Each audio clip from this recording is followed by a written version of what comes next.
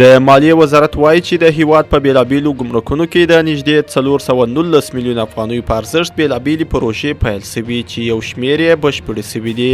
د وزارت ویلي چې دا مهال په 25 بیلابیلو ګمرکونو کې د 413 میلیونه او 870,624 افغانیو په ارزښت د مختلفو پراختیایي پروژو کارونه پیل شوي چې د 8 پروژو چارې بشپړې شوي او پاتې نورو چارې هم دوام لري.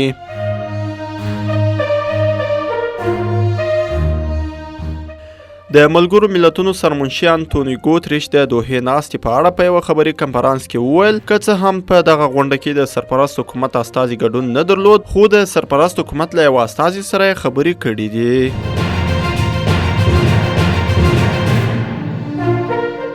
د کډوالو او بیرته راستنېدونکو چارو وزارت ډاډ ورکړی چې په نورستان او پنجشیر ولایتونو کې د طبیعي پیښو له امله زیانمنو کورنیو سره به همکاري وسي.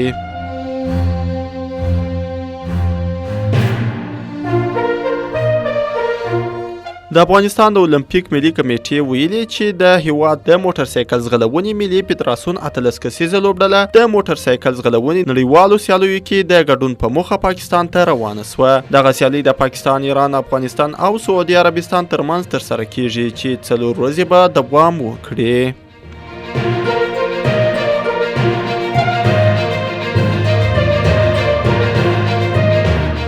د امریکا ولسمشر جو بایدن خپل اوکرایني سیال ولادیمیر زیلنسکي ته ډاډ ورکړ چې 80 میلیونه ډالرو په ارزښت پوځي مرستې ور استوي. اوکرایني ځواکونو روانه اونۍ د دغه هیواد په ختیځ کې له اوډیوکا ښاره ووتل او بایدن یې پړه د کانګریس د ملاتړ پر کمښت اچولې ده.